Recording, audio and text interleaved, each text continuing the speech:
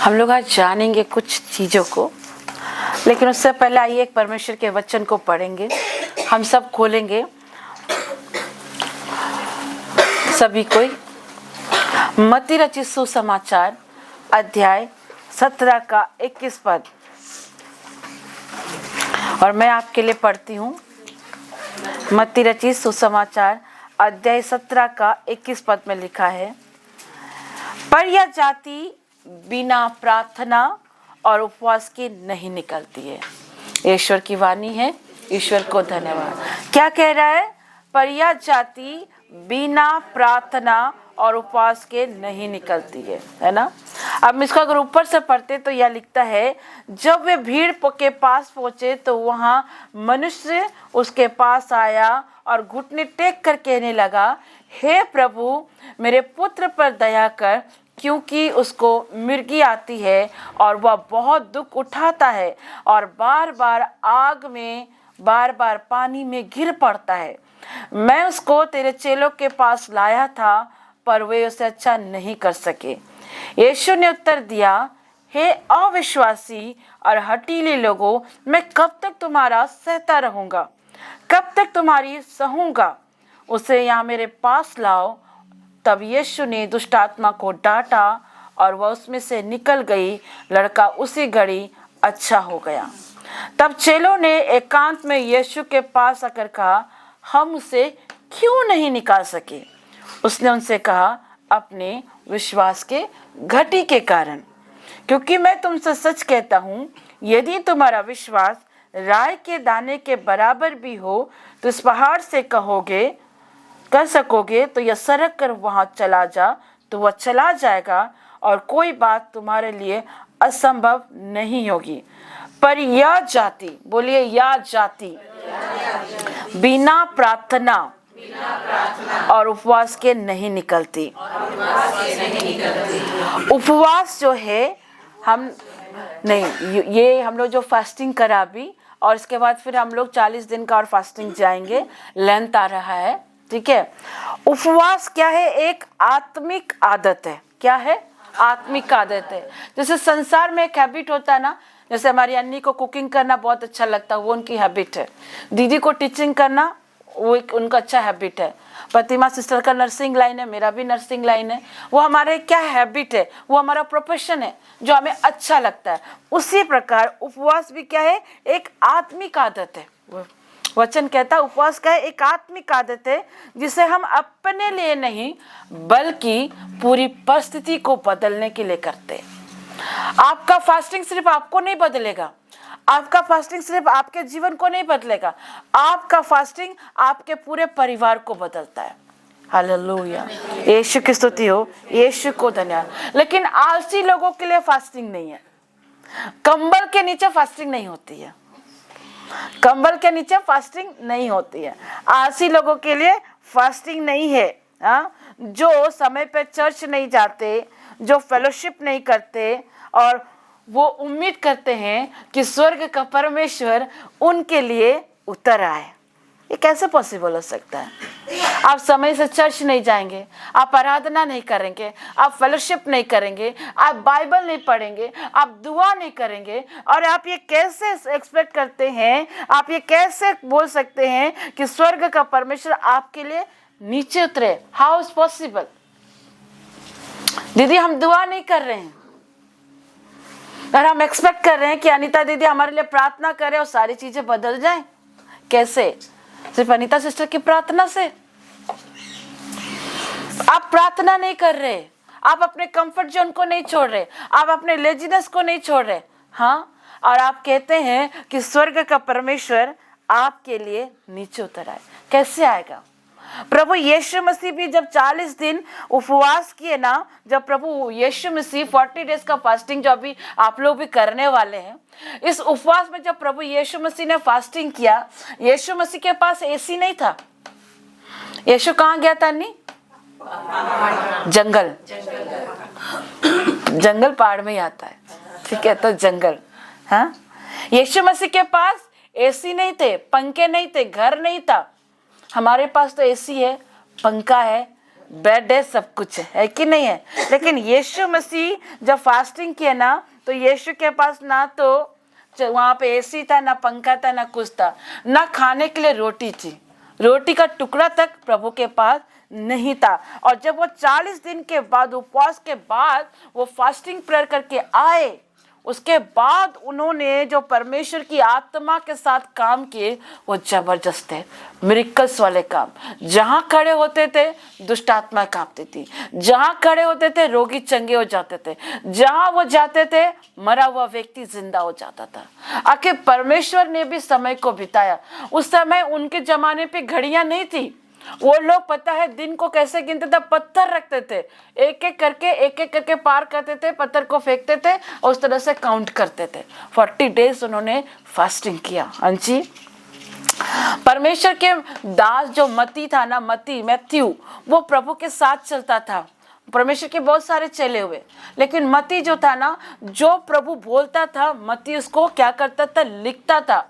लेकिन मती अगर सारी बातों को लिखता तो आज खाली आप लोग मती के पुस्तक को पढ़ते, लेकिन उसने कुछ चीज़ों को कटछट करके पवित्र आत्मा की अगुवाई में जितना लिखना था उसने लिख दिया। वो प्रभु के साथ रह के बहुत सारी चीज़ों को देखा, हर बात बाइबल में नहीं लिखी गई।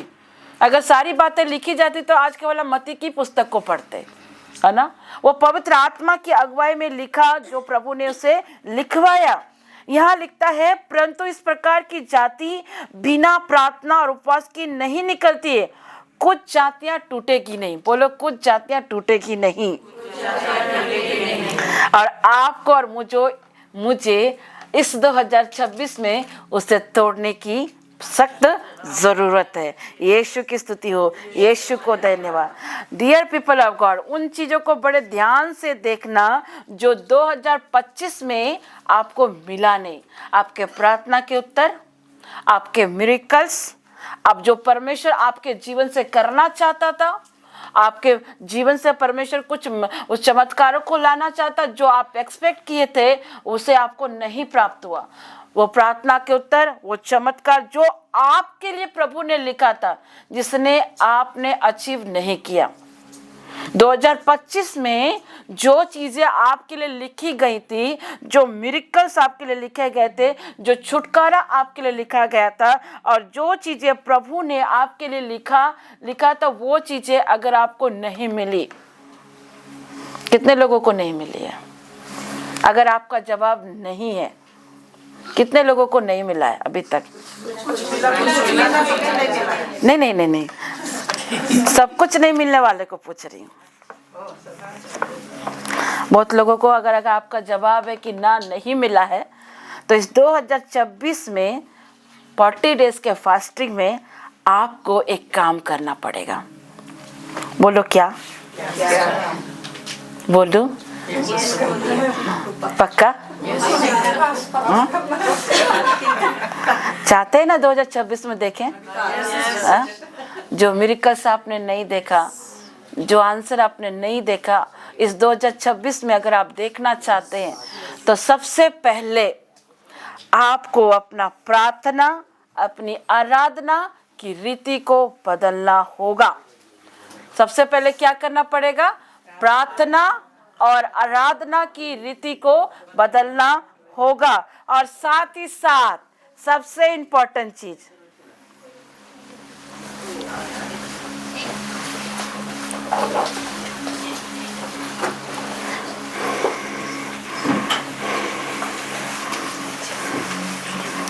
पहला तो आपको क्या करना होगा, इस 2026 में उसका आंसर चाहते हैं तो फर्स्ट अपने प्रेयर और वर्शिप के टर्म एंड कंडीशंस, रीति को बदलने की आवश्यकता है।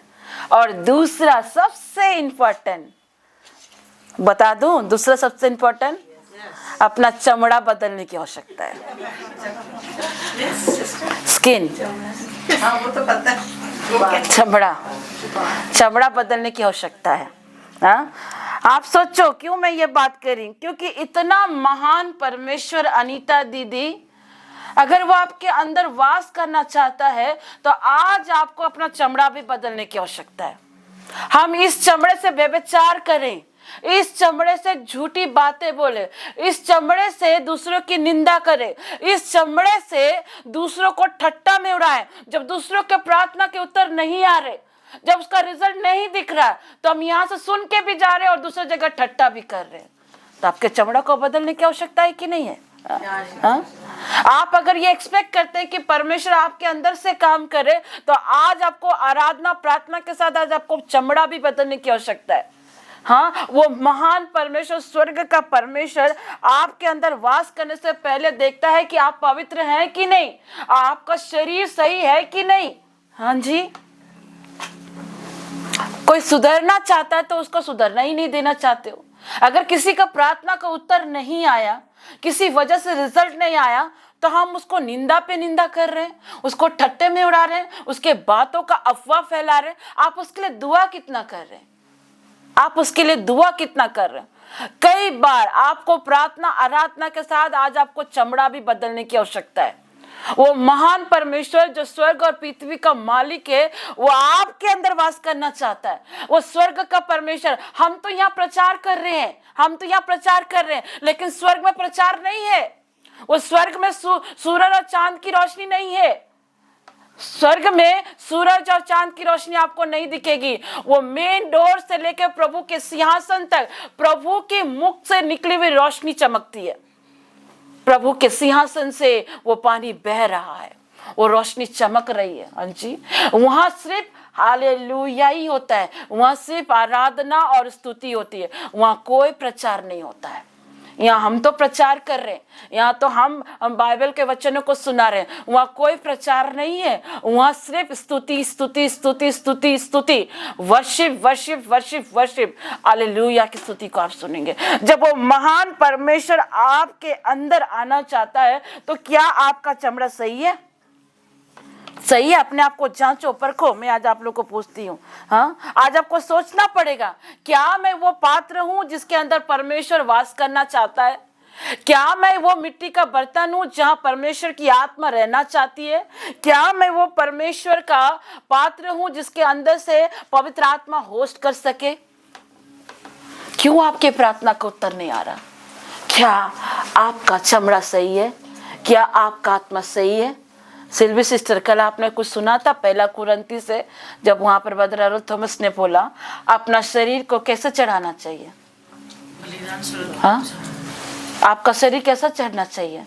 आप क्या सेवा करते हैं अनीता दीदी? आप क्या करते हैं? पूछ रही हूँ, आप क्या करते हैं? पढ़ाते हैं ना? क्या हैं आप? टीचर हैं, प्रार्थना योद्धा हैं। आप क्या हैं? आप क्या हैं मामी? प्रार्थना योद्धा। अनि आप क्या हैं? बोलिए बोलिए, आप क्या हैं? स्वर्ण आंटी, आप क्या हैं? मैं आपसे पूछ रही हूँ, क्या करते? प्रतिमा, तुम्हारा क्या है? तुम क्या करती हो? हाँ, हम भी सेवा करते हैं। सेवा करते हैं। 1 कुरिन्थी निकालो जरा, निकालो निकालो निकालो, 1 कुरिन्थी निकालो निकालो निकालो।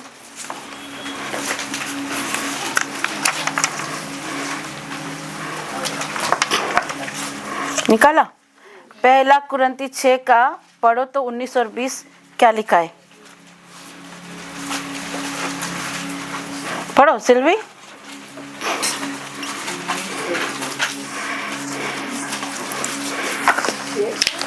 इसीलिए बोलती सिस्टर के साथ रहोगे ना, सिस्टर अच्छा से क्लास ले लेगी। क्या आप लोग यह नहीं जानते कि आपका शरीर पवित्र आत्मा का मंदिर है, वह आप में निवास करता है और आपको ईश्वर से प्राप्त हुआ है। आपका अपने पर अधिकार नहीं है, क्योंकि वह लोग कीमत पर खरीदे गए हैं। इसलिए आप लोग अपने शरीर में ईश्वर की महिमा प्रकट करेंगे। क्या कह रहा है यहाँ पर? क्या तुम नहीं जानती कि तुम्हारा देह क्या है? पवित्र आत्मा का मंदिर है जो तुम में बसा हुआ है और तुम परमेश्वर की ओर से तुम्हें मिला है। तुम्हारा शरीर किसका मंदिर है? किसका मंदिर है? लेकिन क्या आप उस मंदिर को साफ रखे हैं? क्या आप उस मंदिर को साफ रखे हैं? मुझे बताइए। क्या आप इस 2026 में बोल सकते हैं अनीता दीदी? क्या इस 2026 में आप बोल सकते हैं आनंद भाई कि परमेश्वर मैं वो पात्र हूं जिसमें आप वास कर सको? क्या आप ये बोल सकते हैं नहीं कि परमेश्वर मैं वो पात्र हूं जिसके अंदर से आपकी आत्मा लीड कर सके? बोल सकते हैं ना? हम फास्टिंग कर रहे हैं। आपके जीवन में, आपके लाइफ में सबसे फर्स्ट डिजायर यही होना चाहिए कि परमेश्वर मेरे अंदर से तू कार्य कर, मेरी आत्मा तेरे लिए कार्यरत हो, मेरी आत्मा तेरे लिए तैयार हो। एक जगह कुरिन्थी में लिखता है तुम्हारा शरीर पवित्र होना चाहिए। एक जगह लिखता है कुरिन्थी में तेरा शरीर क्या होना चाहिए? भावता हुआ बलिदान होना चाहिए। ये तुम्हारी आत्मिक सेवा है। आपकी आत्मिक सेवा ये नहीं कि आप प्रार्थना योद्धा हैं, ये आपकी आत्मिक सेवा नहीं है। पहला आत्मिक सेवा ये नहीं है कि आप स्कूल के टीचर हैं। ये आपकी आत्मिक सेवा नहीं है कि आप हॉस्पिटल में काम करते हैं। ये आपकी आत्मिक सेवा नहीं है कि आप एक वर्शिपर है। आपका आत्मिक सेवा है कि आपका शरीर परमेश्वर के लिए भवता हुआ बलिदान के रूप में समर्पित हो। परमेश्वर आपके शरीर को मांग रहा है, आपके शरीर में वो रहना चाहता है, पर क्या आपका शरीर उस तरह से है? हम लेजीनेस से निकलते ही नहीं है। हम कंफर्ट जोन छोड़ नहीं सकते सिंथिया, हम ब्लैंकेट से निकल नहीं सकते, हम समय पे चर्च नहीं जा सकते, हम समय पे फेलोशिप में नहीं आ सकते, और हम उस महान परमेश्वर से ये एक्सपेक्ट करते हैं कि प्रभु तू मेरे लिए सब कुछ कर दे। How is possible? How is possible? मुझे बताओ। हाँ, मुझे बताओ। क्या आप बोल सकते हैं कि मेरे खुदा तू मेरे द्वारा काम कर? यीशु की स्तुति हो, यीशु को धन्यवाद। हाँ, और आपको इन सारी चीजों के ऊपर आज आपको कटौती करना पड़ेगा। अनीता दीदी, फास्टिंग में शरीर तो भूखा रह गया, शरीर तो भूखा रह गया, लेकिन क्या आपकी आत्मा भूखी है? क्या आपकी आत्मा भूखी है? फास्टिंग तो कर रहे हो, पर क्या आपका शरीर तो भूखा है, पर क्या आपकी आत्मा भूखी है? मैं सवाल करती हूँ आपसे। हाँ, लेंथ आ रहा है, अभी लेंथ आने वाला है, ये 18 फरवरी से स्टार्ट हो जाएगा, राइट? आप लेंथ में, आप लोग देखना, जब फास्टिंग जब आप करते हैं लेंथ में, तो लेंथ में शादियां नहीं करते, ठीक है? लेंथ में मीट मच्छी छोड़ देंगे कि नहीं छोड़ेंगे? बहुत लोग छोड़ते हैं मीट मच्छी। दीदी, शरीर से, इस बॉडी से मीट को हटा दिया, चिकन को हटा दिया, लेकिन शरीर से व्यभिचार को हटाया? लेंथ में तूने मीट खाना छोड़ दिया, तूने दारू पीना छोड़ दिया, लेकिन इस शरीर से व्यभिचार को हटाया? हटाया? लेंथ में तुम भैया हम दारू नहीं पिएंगे, लेकिन इस जुबान पर तुम्हारा कंट्रोल रहा? तो क्यों लेंथ का फास्टिंग कर रहे हो? दिखाने के लिए कि फादर खुश हो जाएगा, पास्टर खुश हो जाएगा, सिस्टर खुश हो जाएगी? ना भैया, मनुष्य को खुश करने के लिए मत करो। अपने आप को जांचो, आज अपने आप को जांचो, आज परखने की आवश्यकता है। हाँ जी, मुझे बता दो। हाँ, मीट नहीं खाएंगे, लेकिन शरीर से, अपने शरीर से व्यभिचार को नहीं हटाएंगे, अपने शरीर से व्यभिचार को नहीं हटाएंगे।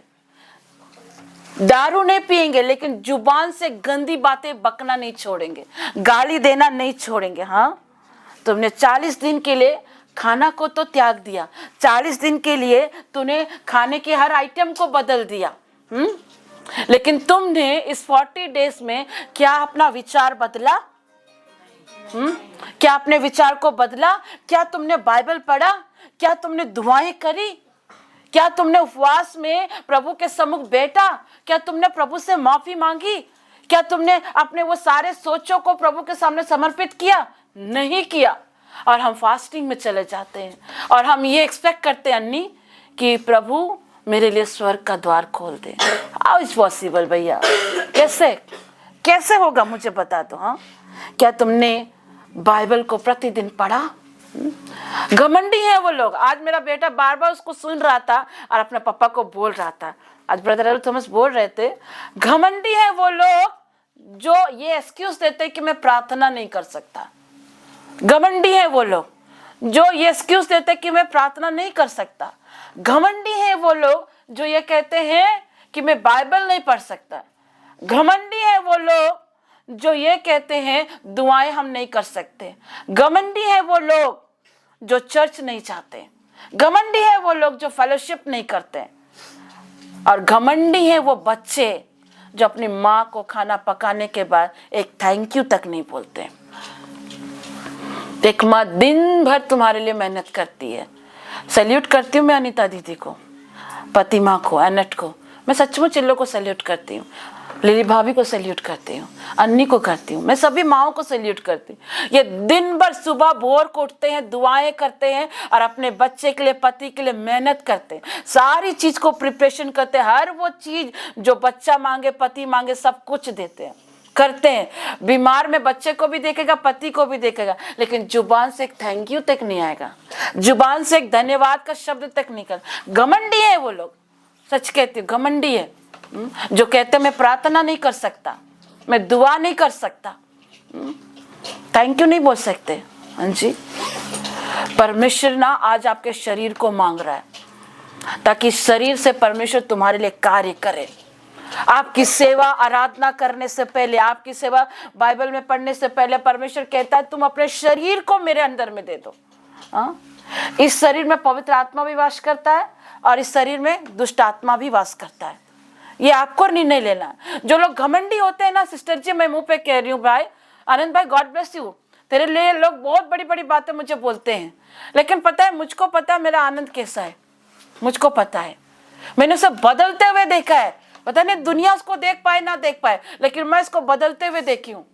मुझे पता है एक समय वो बिगड़ा हुआ था, लेकिन मैंने उस बिगड़े हुए बेटे को सुधरते हुए देखा है। लोग नहीं देख पा रहे, अलग बात है। ठट्टा करना बड़ा आसान है सिल्वी, मजाक उड़ाना बहुत आसान है। इस स्तर में लोग आते हैं, ब्लेसिंग को लेते हैं, आशीष को लेकर जाते हैं, लेकिन अगर किसी को ब्लेसिंग नहीं मिल पा रही है तो जा करके दूसरी जगह उसका क्या करते हैं, मजाक बना देते हैं, ठट्टा में उड़ा देते हैं। आप क्रिश्चियन हैं? अपने आप से सवाल करना, आप क्रिश्चियन हैं? हम क्रिश्चियनों की प्योरिटी क्या होती है? कोई अगर गिर रहा है तो उसको उठा के उसके लिए प्रार्थना करें। अगर किसी को प्रार्थना का रिजल्ट नहीं मिल रहा है तो आओ उसके लिए बोझ से उपवास करें। आप लोगों ने कितना आनंद के लिए उपवास किया, आप लोगों ने कितना सिल्वी के लिए प्रार्थना किया, आप लोगों ने कितना अनीता सिस्टर के लिए उपवास किया। हाँ जी, एक्सपेक्टेशन तो बड़े बड़े हैं। अनीता दीदी दुआ कर देना, सिल्वी दुआ करना, सिंथिया दुआ करना, अन्नी दुआ करना, पर परमेश्वर आज आपसे पूछता है क्या तुम वो पात्र हो जिस पर मैं वास करना चाहता हूं। आज अगर इस 2026 में अपने प्रार्थना का उत्तर देखना चाहते हो तो आज आपको चमड़ा भी बदलने की आवश्यकता है, आज आपको सोचने की आवश्यकता है। भैया मैंने लोगों को देखा है, उपवास में प्रार्थना करते देखा, उपवास में दुआएं करते हुए देखा, लेकिन उपवास में दुआ करने के बाद 5 मिनट बाद लोगों को चुगली करते हुए भी देखा है। उपवास करते हुए देखा, उपवास में दुआ करते देखा, और उपवास खत्म होते ही जस्ट उसके बाद 5 मिनट बाद मैंने लोगों को निंदा करते देखा, मैंने चुगली करते हुए देखा, दूसरों को ठट्टा में लेते हुए देखा। देखो फास्टिंग क्या, वचन सुना, तुम आए खाली यहाँ पे वचन सुनने के लिए, बातों को सुनने के लिए, ईश्वर की वाणी को सुनने के लिए, और जैसे तुमने सुन भी लिया, लेकिन तुम जैसे निकलते हो उसके बाद निंदा करते, चुगली करते, वापस क्या जा रहे हो? खाली जा रहे हो। जो व्यक्ति, मैं सच बताया, अगर कोई व्यक्ति, अनीता दीदी मान लो, हमारी अनीता दीदी, आ जाओ अनीता दीदी, हाँ मैं आपको बताया, हमारी अनीता दीदी सुबह उठ के दुआ करती है, प्रार्थनाएं करती। ये जो बंदी है ना, सचमुच परमेश्वर उसको बहुत आशीष दे। बहुत सारे मुसीबतों को देखा, पिताजी, बच्चे, स्कूल, हर जगह से ये परेशानियों को देख रही, लेकिन स्ट्रांग है। मैं इसको ऐसे दबोरा नहीं कहती हूँ। एक व्यक्ति जब आत्मा से प्रार्थना करता है ना, आत्मा से अगर कोई प्रार्थना करके निकल के आएगा ना, वो आत्मा की बातें बोलेगा दीदी।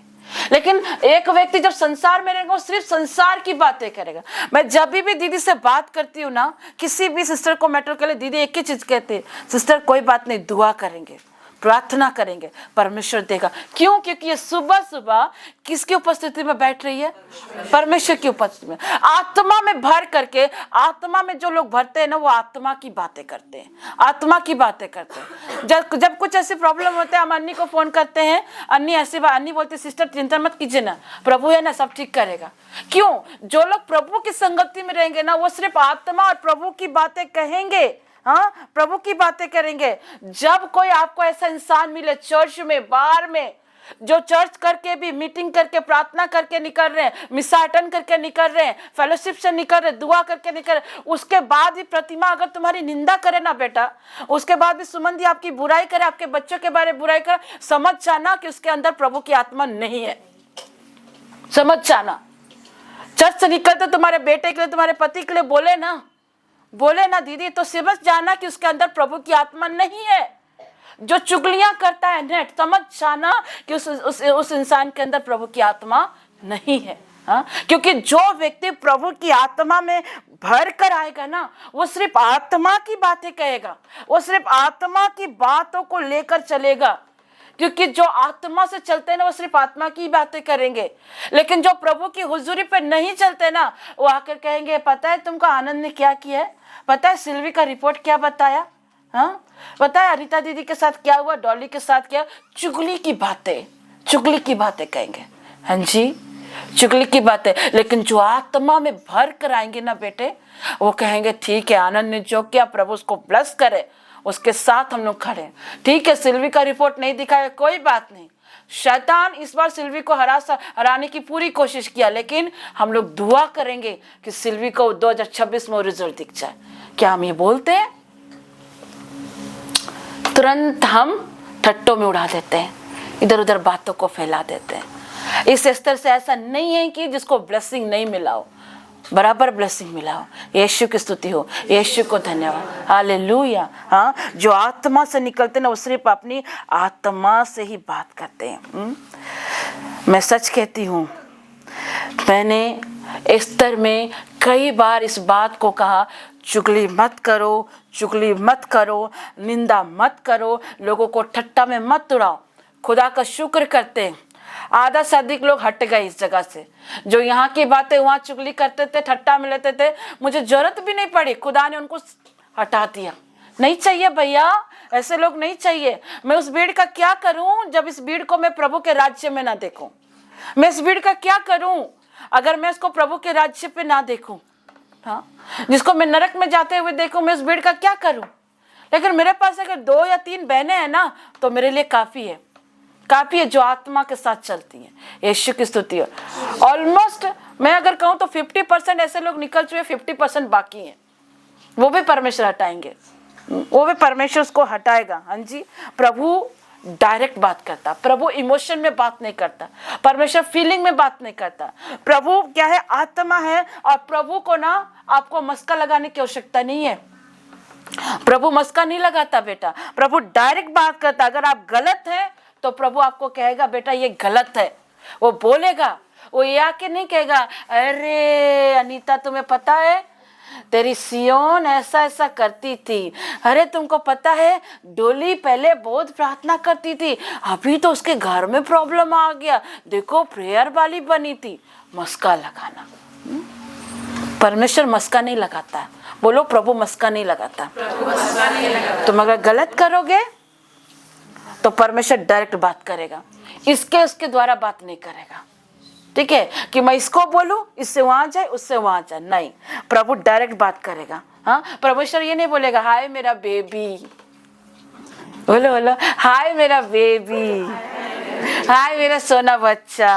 हाँ, बोलते हैं ना, हाय मेरा बेबी, हाय मेरा सोना बच्चा। हाँ, तेरे को बुरा ना लगे, सुनना डोली, तेरे को बुरा ना लगे, तूने ऐसा गलती की थी। पता है डोली, तेरा ना साबुदाना में चीनी कम था, ठीक है, चीनी कम था, ठीक है। तुम पता, तो बुरा मत मानना, विल्सन ज्यादा अच्छा बनाता है गाजर का हलवा, ठीक है, विल्सन ज्यादा अच्छा बनाता है, देख तेरे को बुरा ना लगे। हम क्या कर रहे हैं वहां पे? मस्का लगा रहे हैं। क्या कर रहे हैं? मस्का लगा रहे हैं। हाँ भैया, परमेश्वर मस्का नहीं लगाता है, परमेश्वर डायरेक्ट बात करता है, बिकॉज वो ही इज अ गॉड, क्योंकि वो परमेश्वर है। आप उपवास रख रहे हैं, आत्मा में एक भूख होनी चाहिए, आत्मा में एक भूख होनी चाहिए। एक बार आत्मा में भूख आ गई ना सिस्टर, एक बार अगर आपने प्रभु की आत्मा में भूख को चख लिया ना सिस्टर जी, इधर आइए सिस्टर जी, इधर आइए, आप ही को बुलाना। हाँ, पता है क्या होगा? जब प्रभु की आत्मा में आपको भूख आ जाएगी ना बेटे, प्रभु की आत्मा में भूख आ जाएगी ना, तो लोगों की निंदा आपको फर्क नहीं पड़ेगा, लोगों की चुगली आपको फर्क नहीं पड़ेगा, लोग आपको क्या कह रहे ये फर्क नहीं पड़ेगा बेटे, लोग आपके विषय में क्या कह रहे आपको फर्क नहीं पड़ेगा। अगर आपको आत्मा में भूख है, आत्मा में आप चल रहे हैं, डॉक्टर क्या बोल रहा, रिपोर्ट क्या बोल रहे, लोग क्या बोल रहे हैं, क्या निंदा करे, क्या ठट्टा करे, क्या मजाक उड़ा रहे, ये आपको फर्क नहीं पड़ेगा। अगर आपको आत्मा में भूख है। पता क्यों फर्क नहीं पड़ेगा? कि कोई भी बदनामी, बोलो कोई भी बदनामी, कोई भी बदनामी, आप लोग भी बोलिए, कोई भी बदनामी, कोई भी ठट्टा, कोई भी ठट्टा,